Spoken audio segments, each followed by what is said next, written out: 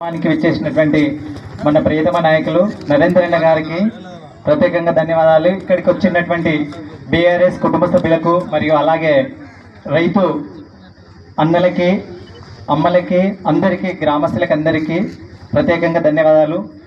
మనం ఒకప్పుడు ఈ కాలంలో ఈ సమయంలో రైతు బంధు పడితే టెంట్లు వేసి సంబరాలు చేసుకునే రోజులు. కానీ ఇప్పుడు మన రేవంత్ రెడ్డి ఏమన్నాడు, నన్ను సీఎం చేస్తే, ఇక్కడ నుంచి సీఎం చేస్తే మీకు వడ్డించేటోడు మనోడైతే ఏ మూల కూర్చుని ఒక ముద్దెక్కబడుతుంది అని చెప్పిండు. కానీ కోడంగల్ నియోజకవర్గంలో టెంట్లు వేసి రైతు రిలే నిరాహార దీక్షలు చేసే సమయం వచ్చింది. అంటే అంత దౌర్భాగ్య స్థితి వచ్చింది. ఒక్కరోజు ఒక్కటి గుర్తుపెట్టుకో రేవంత్ రెడ్డి గారు, మనం కూడా ఒకటి గుర్తుపెట్టుకోవాలి. ఒక చిన్న పొరపాటు, ఒక చిన్న తప్పు, ఒక చిన్న తప్పిదము ఈరోజు మనకెంత ప్రాణాలకి ఈరోజు ప్రాణం తీసుకునే స్థితికి తీసుకొచ్చింది. ఒక్కసారి ఇక్కడున్న రైతన్నలు, ఇక్కడున్న మేధావులు, ఇక్కడున్న అక్కలు, ఇక్కడున్న అమ్మలు, ఇక్కడున్న అన్నలు, ఇక్కడున్న తమ్ముళ్ళు ఒక్కసారి గుర్తు చేసుకోండి. అధికారం ఇస్తే ఏసీ రూమ్లలో కూర్చొని నాకు చేతనైతే లేదు, సమస్య చేతనైతే లేదు, ఏం చేయాలి, నా చెప్పులు ఎత్తుకపోతుండ్రు, నన్ను దొంగల్లాగా చూస్తున్నారు. అధికారం లేకపోయినా కూడా రైతన్నల కోసము, కోడంగల్ అభివృద్ధి కోసము, కోడంగల్ ప్రజల కోసము, కోడంగల్ రైతుల కోసము, కోడంగల్ రైతన్నల కోసము పిలువంగానే నేనున్నాను, మీకు సపోర్ట్ ఇస్తాను, మీకు ధైర్యం ఇస్తానని వెన్నంటూ ఉండి ఎన్ని పనులున్నా తన పనులు మానుకొని, ఇప్పుడు మనం చూసినాం రేవంత్ రెడ్డిని 2019లో కొడితే ఏమంటారు 6 నెలలకు అమాసకు పుణ్యంకి వచ్చినట్టుగా 3 ఏళ్లకో 2 ఏళ్లకు వచ్చి ఇట్లా హెలికాప్టర్లు వచ్చి టాటా టాటా అని చెప్పిపోయి వస్తే ఈరోజు ఇదే నరేందర్ అన్న ఓడిపోయిన అనుక్షణం వారంలో 5 రోజులు, మొన్న సబితక్క చెప్పింది, పొద్దున్న 5 గంటలకు లేచి బత్తెం కట్టుకొని వచ్చి ఇక్కడ సమస్యల మీద మనందరితోన మనకందరికి స్ఫూర్తినిస్తూ, కోడంగల్ అంటే పోరాటాలకు పుట్టినిల్లని లగచెల్రలో ఒక్కసారి గుర్తు చేసి, కోడంగల్ అంటే గులాబీ జెండా అంటే పేదల పక్షాన, రైతుల పక్షాన, కార్మిక పక్షాన నిలబడి గులాబీ జెండా రైతులకు ఏం చేసింది, గులాబీ జెండా వల్ల ఏంటంటే గులాబీ జెండా రైతు బంధించింది, గులాబీ జెండా రైతుకి ఏమిచ్చిందంటే రైతు బంధించింది, గులాబీ జెండా ఏమిచ్చిందంటే రైతుకి 24 గంటల కరెంట్ ఇచ్చింది, గులాబీ జెండా ఏమిచ్చిందంటే మన ఆడబిడ్డకు కళ్యాణ లక్ష్మి ఇచ్చింది. గులాబీ జెండా ఏమిచ్చింది అని అంటే మన విద్యార్థులకు సంవత్సరానికి 1,20,000 పెట్టి చదివించడానికి గురుకుల స్కూల్ అని ఇచ్చింది. గులాబీ జెండా ఏమిచ్చింది అని అంటే రైతు చనిపోతే, ఆ ఇంటి పెద్ద మనిషి చనిపోతే ఆ ఇంటి యజమానికి 5 లక్షలు ఇచ్చి కుటుంబం రోడ్డు మీద పడకుండా ఆదుకున్నది. ఇది గులాబీ జెండా. గులాబీ జెండా మనం ఎందుకు ఎత్తుకోవాలని అంటే ఇందుకు ఎత్తుకోవాలి. నరేంద్రని ఎందుకు గెలిపించుకోవాలంటే ఇందుకు గెలిపించుకోవాలి. ఇందాక అంజన్న మాట్లాడుతూ ఒక మాట అన్నాడు, రైతేడ్చిన రాజ్యము, ఎత్తేడ్చిన వ్యవసాయము చరిత్రలో బాగుపడినట్టుగా లేదు.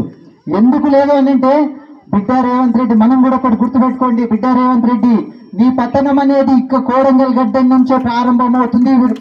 నీ పతనం అనేది ఇక్కడ నుంచి నీ అన్నకు, నీ తమ్మునికి, నీ అందరికీ ఇక్కడ నుంచే గోరి కడతాం, సమాధి పెడతాం.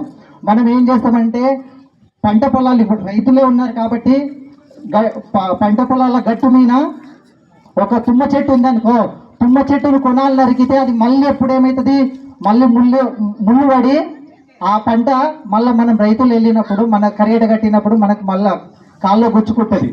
అందుకే మనము నరకాల్సింది కొన్నల్ని కాదు, గుడాన్ని వీకేయాలి. అంటే మనం చేయాల్సింది ఏంటంటే మన ఓటుతో, మన దీనితో కొన్నాళ్ళు నరకాల్సిన పని లేదు. ఇట్లాంటి మీటింగ్లు పెట్టాలి, ఇట్లాంటివి మనం ప్రశ్నించాలి. ఇట్లాంటివి ఆయనకి చేస్తే ఏమవుతుంది, బరేపోతు మీద వానబడ్డట్టు అవుతుంది. అందుకే మన ఓటితో ఒక సమాధానం ఏం చెప్పాలి అని అంటే, రేవంత్ రెడ్డి అనే రాక్షసుని కూకొట్టి వేళ్లతోనూ పీకేయాలి. పీకేసి ఇందాక నరసింహన్ ఒక మాట చెప్పిండు, రేవంత్ రెడ్డి పులి కాదు, నువ్వు పులివైతే మా నరేంద్ర అన్న పాలిచ్చే కామధేనువు, కోరికలు తీర్చే కామధేనువు. పులిని మృగాన్ని ఎన్నుకుందామా, కోరికలు తీర్చే కామధేని ఎన్నుకుందామా అనేది ఒక్కసారి రైతన్నలు ఆలోచించాలి. ఒకసారి మొన్న ఏం చేసిండనంటే స్కూల్ 6 స్కూల్ ఓపెనింగ్ చేస్తూ పూరీలు చేసి దాన్ని షేర్ చేసిండు. నువ్వు పూరీలు చేసి షేర్ చేస్తే అదేం గొప్ప విషయమా?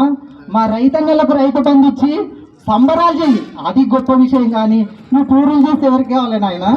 నువ్వు పూరీలు ఏం చేస్తావు? అవన్నీ తిక్క ఆలోచనలు. మేం కట్టిన బిల్డింగ్ల కంటే టీఆర్ఎస్ ప్రభుత్వం కట్టిన బిల్డింగ్లకు నువ్వు పెయింట్లు వేసి నేను గొప్పగా ఓపెన్ చేసిన అని చెప్తున్నావు.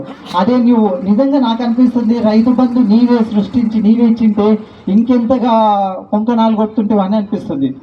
ఈరోజు రైతుని ఆదుకున్న ప్రపంచ చరిత్రలో ప్రతి ఒక్కరు ఎలక్షన్లు రాగానే ఏమేమి చెప్తారని అంటే మా రైతుని ఉద్ధరిస్తున్నాం, రైతుని ఇది చేస్తున్నాం అది చేస్తున్నాం అని చెప్పిన ఎన్నో పార్టీలు ఉన్నాయి, కానీ ఎప్పుడు కూడా వాళ్ళని ఓటు బ్యాంకుగానే చూసింది. కానీ ఒకే ఒక ప్రభుత్వం, ఒకే ఒక నాయకుడు కేసీఆర్ గారు ఏం చేశారని అంటే రైతుకు రైతు బంధు ఇచ్చి రైతుని సకాలంలో రైతుని ఆదుకుని గొప్ప నాయకుడు ఎవరైనా ఉన్నారని అంటే అది కేసీఆర్ గారు. దయచేసి మనం రైతులమందరము ఒక్కటి గుర్తుపెట్టుకోవాలి.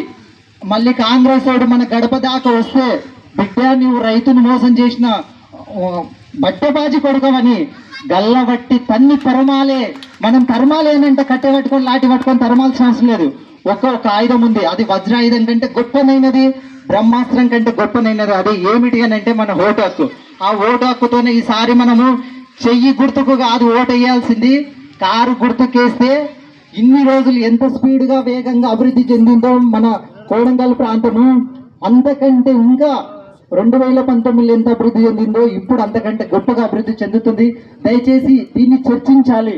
హోటళ్ళ దగ్గర, ఆటో స్టాండ్ దగ్గర, బస్ స్టాండ్ దగ్గర, ఇంకెక్కడైనా సరే అక్కడ చర్చించి దయచేసి రైతన్నలకు ఇచ్చేయాలి.